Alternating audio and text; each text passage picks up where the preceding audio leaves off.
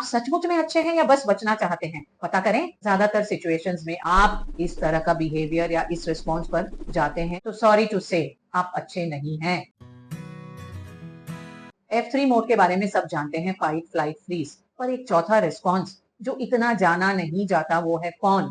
ये रिस्पॉन्स अगर आपका डिफॉल्ट सिस्टम है, यानी आप किसी भी तरह से समझौता करके शांति बनाए रखना चाहते हैं, तो सॉरी टू से आप अच्छे नहीं हैं। इमेजिन आपकी किसी से जोर से बहस हुई, कोई डोमिनेटिंग व्यक्ति है जो आपको बहुत बुरी तरीके से क्रिटिसाइज कर रहा है, आपकी फैमिली आपसे अनरीजनेबल उम्मीदें रख रही है। फाइटर होने की सूरत में आप उन्हें करारा जवाब देंगे, उनके अत्याचार को नहीं सहन करेंगे। फ्लाइटर होने की सूरत में आप उनसे इमोशनली फिजिकली दूरी बना लेंगे। फ्रीज करने की टेंडेंसी है तो आप उन्हें अवॉइड करेंगे। और आप फाइट भी नहीं करते, फ्लाइट भी नहीं करते, फ्रीज भी नहीं होते, एक चौथा ही रिस्पॉन्स दे रहे हैं। फॉनिंग वो तरीका है जिससे आप खुद को रिजेक्शन, कन्फ्लिक्ट्स या इमोशनल पेन से बचाते हैं। मुस्कुराकर, गर्दन हिलाकर, मानकर, चाहे अंदर से वैसा फील करें ना करें, आप उन्हें शांत करने की चेष्टा करते हैं, खुद को छोटा करके भी। उनके इमोशंस को इंपॉर्टेंस देते हैं, खुद के इमोशंस को नहीं। तो इस तरह का अच्छा होना आपके लिए अच्छा नहीं है। एक बात तो श्योर है कि आप कुछ और होने में असुरक्षित महसूस करते हैं। आप वैसा करते हैं खुद को सेफ फील करवाने के लिए।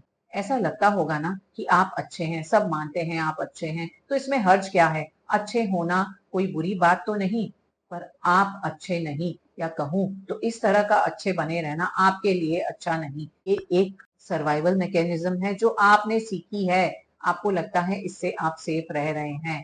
पहले सिर्फ एक मेंटल थकान से शुरुआत होती है, क्योंकि आप वो कर रहे हैं जो आपको अच्छा नहीं लग रहा, जिसमें आप अनकंफर्टेबल है। फिर ये धीरे धीरे रिजेंटमेंट बनता है, और अगर फॉनिंग आपका डिफॉल्ट सिस्टम बन गया है तो अल्टीमेटली ये आपकी आइडेंटिटी को ही ले लेता है। You lose your voice, you lose your opinion, you lose your views.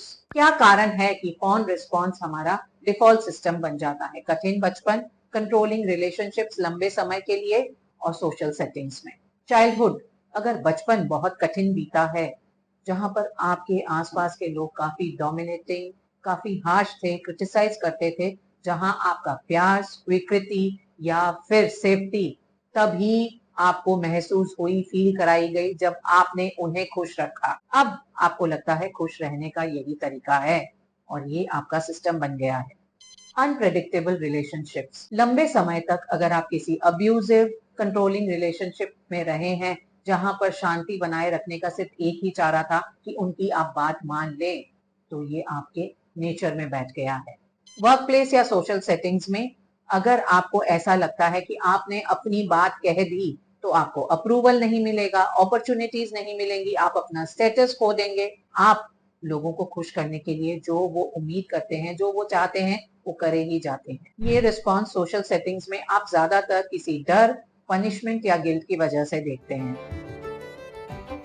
बात बात पर सॉरी कहना या फील करना, किसी भी कीमत पर झमेले से दूर रहने की चाह, किसी का अगर चेहरा भी उतरा हुआ हो आपको परेशान कर देता है। आप ना चाहते हुए भी हर बात मान लेते हैं। आपको लगता है कि सबको खुश रखने की जिम्मेदारी आपकी है। ये आपको सिर्फ मेंटली थकेला ही बनाता है।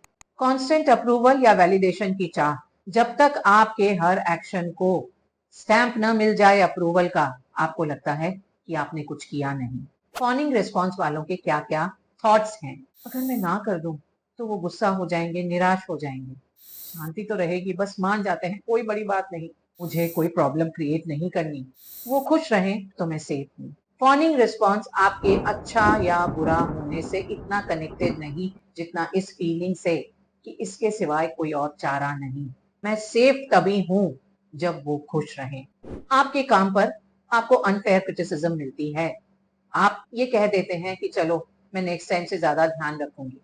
रिलेशनशिप्स में सामने वाला हर चीज को डिसाइड कर रहा है, आपको अपनी सारी तकलीफों को आकर बताता है, पर आप ये सोच करके कि उनके भार को बढ़ा देंगे, अपने कोई भी तकलीफ नहीं बता सकते। आपको कुछ अच्छा नहीं लग रहा तब भी आप वो करते हैं। अपनी चॉइसेस, प्रेफरेंसेस पर भी आप ध्यान नहीं देते। किसी ने कुछ ऐसा कहा जिससे आपको बहुत तकलीफ और चोट पहुंची है, तब भी आप उसे हंसकर टाल देते हैं। जरूरत पड़ने पर आप सॉरी भी कर लेते हैं। 4 क्वेश्चंस जिनसे आपको पता चलेगा कि आपका फॉनिंग रिस्पॉन्स है। क्या मैं दूसरों को कंफर्टेबल बनाने के लिए अपनी नीड्स को इग्नोर कर रहा या कर रही हूँ? क्या मैं सिर्फ झगड़े या टकराव से बचने के लिए इसके लिए राजी हूँ?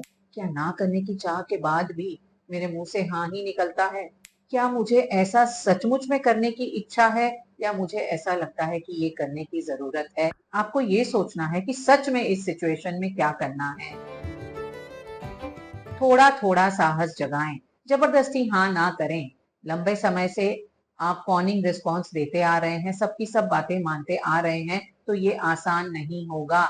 आप अनकंफर्टेबल होंगे, शुरुआत में तो हो सकता है पसीने पसीने भी हो जाएं, लेकिन खुद के ब्रेन से ये कहें, बस थोड़े समय की बात है। जो मेरी परवाह करते हैं उन्हें पता है कि मेरी जरूरतें, मेरी प्रायोरिटीज भी इम्पोर्टेंट है, तो वो मेरे साथ ही रहेंगे। कुछ ना समझ आने की सिचुएशन में आप सिर्फ ये कह सकते हैं कि मुझे थोड़ा सोचने के लिए समय चाहिए। आपकी कीमत आप दूसरों के लिए कितना करते हैं इससे तय नहीं होती। आपकी कीमत आप खुद के लिए कैसा महसूस करते हैं उस पर तय होती है। अपनी सेल्फ वर्थ बढ़ाने के लिए हमें वो करना है जो हमें चाहिए, जो हमारी प्रायोरिटी है। पर लंबे समय से फॉनिंग रिस्पॉन्स अगर आपका चला आ रहा है तो हो सकता है कि आपको पता भी नहीं हो आपको क्या चाहिए। उस स्थिति में आप खुद से पूछें कि मुझे अपनी प्रायोरिटीज को ध्यान में रखते हुए कुछ करना हो इस वक्त तो मुझे क्या करना चाहिए, क्या है जो मुझे इस वक्त चाहिए। 3 स्टेप्स पहचानें, थोड़ा साहस जगाएं और अपने सेल्फ वर्थ को दोबारा बढ़ाएं। आपका फॉनिंग रिस्पॉन्स है तो आप अच्छे हो या नहीं हो पता नहीं, पर एक चीज पता है कि आप कुछ और होने में असुरक्षित महसूस करते हो। आपकी अपनी लाइफ में आपकी जगह औरों के पीछे क्यों है? खुद को नाखुश करना पड़ रहा है, खुद को खो देना पड़ रहा है, तो क्या ये वर्थ इट है? आप कमजोर नहीं हैं, बस आप ट्रेंड हैं कि दूसरों को खुश रखना ही है। आप रुक सकते हैं। दूसरों को खुश करना अच्छी बात है, पर शुरुआत खुद से करें, क्योंकि your voice, your needs and you matter.